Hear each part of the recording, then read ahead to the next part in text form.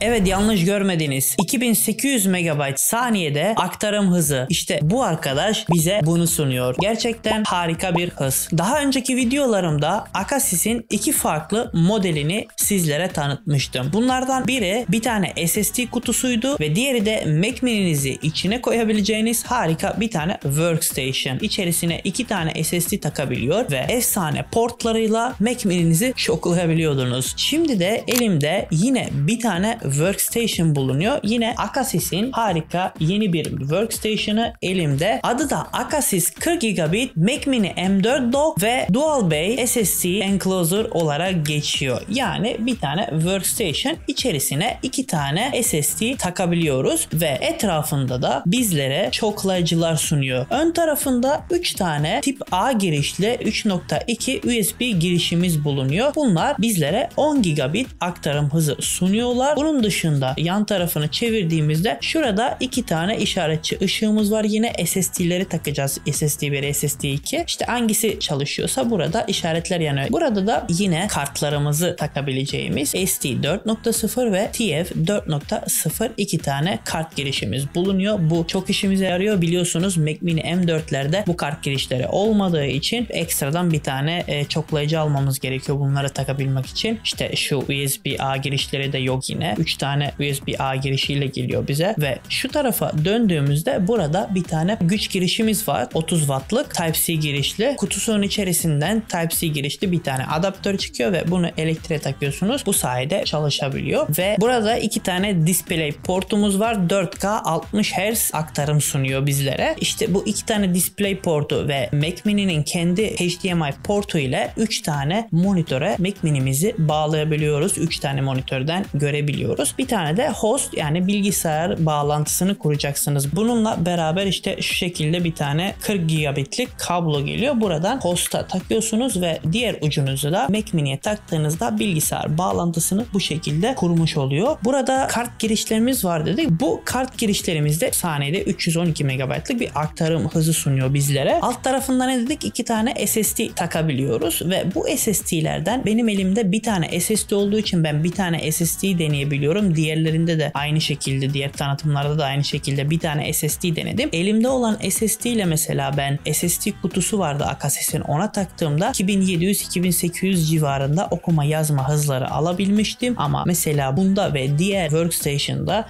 tek SSD taktığımız için, tek bir şekilde çalıştırdığımız için 1300 ila 1500 MB saniyede okuma yazma hızları alabiliyorum. Aynı şekilde bu cihazda 1300 ile 1500 MB saniyede okuma yazma hızı alabildim. Yok, ben iki tane SSD taksaydım eğer, mesela atıyorum 8 TB'lık iki tane SSD takabiliyoruz ve Mac Mini'niz birden depolaması 16 TB'a yükselmiş oluyor bununla beraber ve iki tane SSD taktığınızda bunu bilgisayarda RAID 0 ve RAID 1 olarak ayarlayabiliyorsunuz ve RAID'lerini ayarladıktan sonra ne oluyor? Bunun SSD'lerin çiftlendiği için okuma yazma hızları iki katına çıkıyor. Yani 2700-2800 MB saniyede okuma yazma hızları alabiliyorsunuz bu sayede. İşte sitelerinde söylediklerine göre iki tane SSD kullandığınızda RAID 1 en popüler moddur diyor. Çünkü verileriniz iki tarafa da, iki SSD'ye de yansıtılıyor ve bir tane SSD'niz arızalansa bile verileriniz her zaman diğer yedekte olmuş oluyor ve verilerinizi bu şekilde koruyabilirsiniz diyor. İşte RAID 1'i kullanabilirsiniz veya tek SSD kullanacaksanız normal işte takıyorsunuz ve kullanıyorsunuz. Ekstra bir işlem yapmanıza gerek yok tek SSD ile. Evet, üzerindeki portlardan bahsettim. Bütün portları saydım. Bir de ne var? İki tane güç butonumuz var. Şu yanda bir tane butonumuz var. Bu Mac Mini'mizi çalıştırmak için. Çünkü Mac Mini'yi buraya oturttuğumuzda Mac Mini'nin açma kapama tuşu alt tarafta kalacak ve biz bu yandaki butona tıklayarak şunu masamıza şu şekilde koyduğumuzda, atıyorum şu şekilde masanın üzerinde duruyor ve işte Mac Mini'yi kaldırıp alttaki butona basıyoruz ya, burada hiç böyle bir şeye gerek yok. Şuradan direkt tıklıyorsunuz ve şu mekanizma sayesinde Mac Mini'niz açılıyor ve bu tarafta da bir tane butonumuz var. Bu da dokumuzu çalıştırmak için bir tane buton. İşte bu güç adaptörüyle elektriğe bağlanıyor ve buraya tıkladığınızda dokunuz çalışıyor. Buradan kapattığınızda işte dokunuz devre dışı kalıyor. Mesela sadece Mac Mini'yi kullanıyorsunuz. Mac Mini bunun üzerinde. Doku kullanmak istemiyorsunuz şu an veya içerisinde SSD takılı değil, işte portları falan kullanmak istemiyorsunuz. Bunu kapatıyorsunuz ve kullanım dışı kalıyor. Tekrardan açtığınızda tekrardan kullanabiliyorsunuz. Bir de bu maksimum Bluetooth ve Wi-Fi hızı sunuyor. Yani bazı docklarda falan işte cihaza bağladığınızda Wi-Fi sinyalleri veya Bluetooth sinyalleri engelleniyor, kesiliyor. Ama sitede söylediğine göre maksimum hız diyor ve ben bu arkadaşın diğer cihazını da kullandım. Yani hızda bir sıkıntı yaşamadım. İşte AirDrop'tan bir şeyler aktardığımda veya Wi-Fi'den, işte normalde ben kablo ile değil, Ethernet'le değil, Wi-Fi ile kullanıyorum bilgisayarımı ve Wi-Fi üzerinden bir sıkıntı yaşamadım. Bu arkadaşta da az bir kullanım geçirdim bu arkadaşta ama yine de bir sıkıntı yaşamadım Wi-Fi'de falan. AirDrop'u kullanmadım ama Wi-Fi'de falan bir sıkıntı yaşamadım. Şimdi AirDrop'u kullandım diyemem. Sadece Wi-Fi'yi kullandım ve bir sıkıntı yaşamadım. Onun dışında bütün portları ve SSD girişlerini anlattıktan sonra şöyle cihazın her tarafında, bakın bu yanında, bu tarafta, bu tarafta, 4 tarafta ve alt tarafta 2 tane olmak üzere toplamda 6 tane hava boşluğu bulunuyor ve cihaz sağlam alüminyum yapısı ve çift fanlı aktif soğutması bulunuyor. Üreticiye göre yaklaşık 52 desibel seviyesinde çalışan fanlar içerideki hava akışını sağlayarak SSD'leri ve Mac Mini çevresini serin tutuyor. 4 saatlik yoğun kullanım sonrası bile çalışma sıcaklığı 60 derece civarında tutuluyor diyor üretici. Bu tasarım yüksek performanslı SSD'lerin uzun süreli kullanımda hız düşüşü yaşamamasını sağlıyor. Yani bu arkadaş içerisinde 2 tane fan bulunduruyor ve bu fanlar 52 desibel civarında çalışıyor diyor ses açısından. Ben kullandığımda böyle hafif sesini hissedebiliyorum. Bilgisayar üzerinde böyle sessiz ortam oluştuğunda hafif sesini duyabiliyorum, normalde fan sesini, ve pek rahatsız edici bir ses değil ve fanlı mesela şöyle elimi falan buralara getirdiğimde üflediğini fark edebiliyorum. Mac Mini'yi üzerine koyduğumuzda şurada bir tane alt tarafta bir boşluk kalmış oluyor ve bu boşluktan hava akışı rahatlıkla gidebiliyor ve bu arkadaş da içerisindeki fanlarla bir soğutma sağlıyor. SSD'lerimiz normalde bu alt tarafta ve SSD'yi taktığımızda SSD içe gelen pedleri de takıyoruz ve bu şekilde ısıyı dağıtıyoruz. Cihazımız daha az ısınmış oluyor. Söylediğine göre 60 derecelik yoğun kullanımda bile 60 dereceyi geçmiyor diyor. Bu da normal SSD'ler için bu sıcaklık normalde 45, 50, 60 civarları normal sayılıyor. Artık 70-80'in üzerine aşmaya başladığında bu sıcaklık biraz artıyor. Ama ben genelde neyi tercih ediyorum? Akasys'in şu arkadaşı tercih ediyorum. Ben genelde bu arkadaşı tercih ediyorum. Çünkü bu arkadaş tek SSD'm olduğu için daha fazla hız sunuyor. Bilgisayarımın şarjı bitti, bir dakika. Birazdan kameram da kapanabilir. Bilgisayarı şarja taktım, yine geldim. Evet arkadaşlar, ben dediğim gibi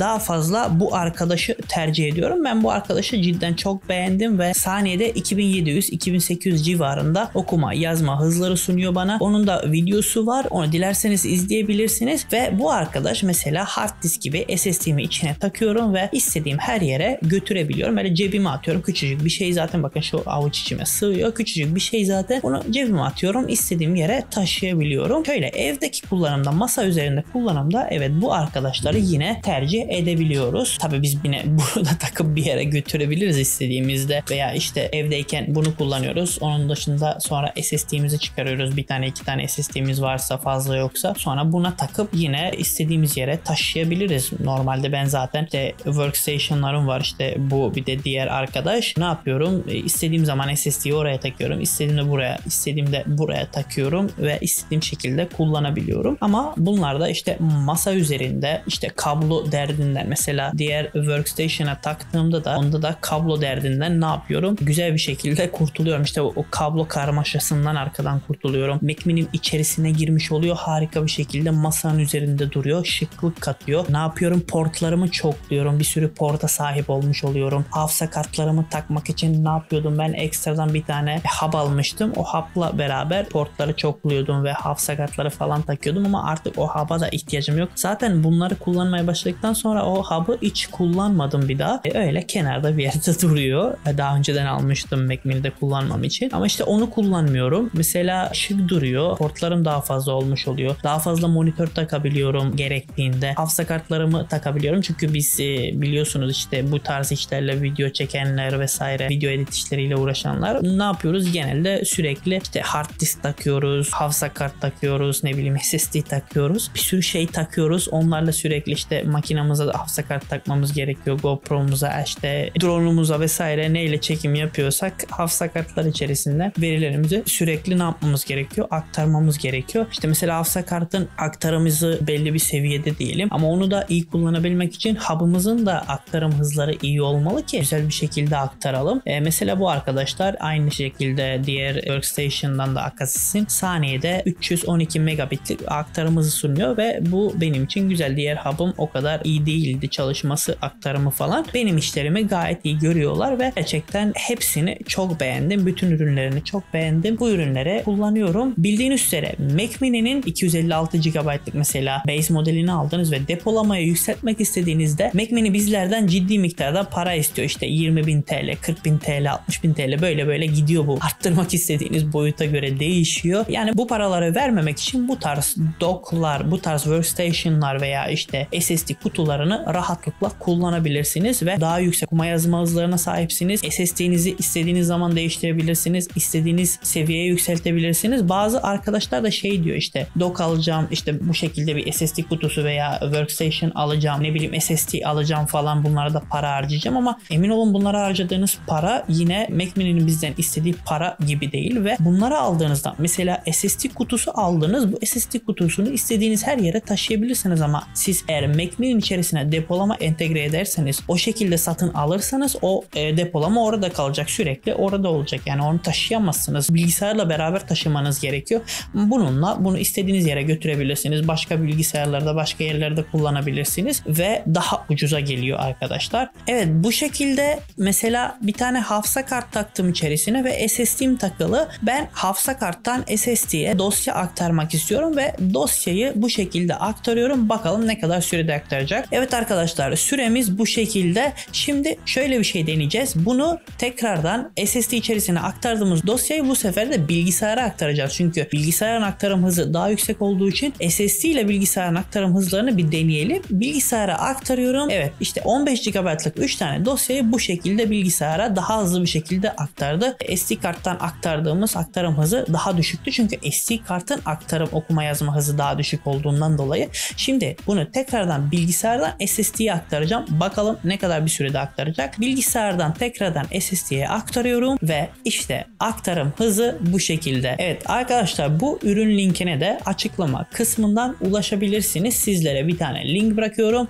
Sitesine gidip ürünü inceleyebilirsiniz veya ürünü satın alabilirsiniz. 78 tane farklı ülkeye gönderimleri var. $39 üzeri alışverişlerinizde sizlere ücretsiz kargo sunuyor. Yani sepetinizde $39'dan fazla olduğunda ücretsiz kargo fırsatı sunuyorlar sizlere. Cihaz 1 yıl boyunca garantili diyor. Yani herhangi bir arızalanmada bunu tamir edebilirler veya işte size yenisini gönderebilirler. Bir de 30 günlük ücretsiz deneme diyor. Yani siz bu cihazı aldıktan sonra 30 gün içerisinde eğer memnun kalmazsanız bu ürünü ücretsiz bir şekilde geri iade edebilirsiniz. Ürün linkine de açıklama kısmından ulaşabilirsiniz. Umarım videomu beğenmişsinizdir arkadaşlar. Eğer videomu beğendiyseniz beğen butonuna tıklamayı ve kanalıma abone olmayı unutmayın. Beni bir de Instagram hesabımdan takip edebilirsiniz. Orada da kısa videolar paylaşıyorum. Bir sonraki içerikte görüşmek üzere. Hoşça kalın.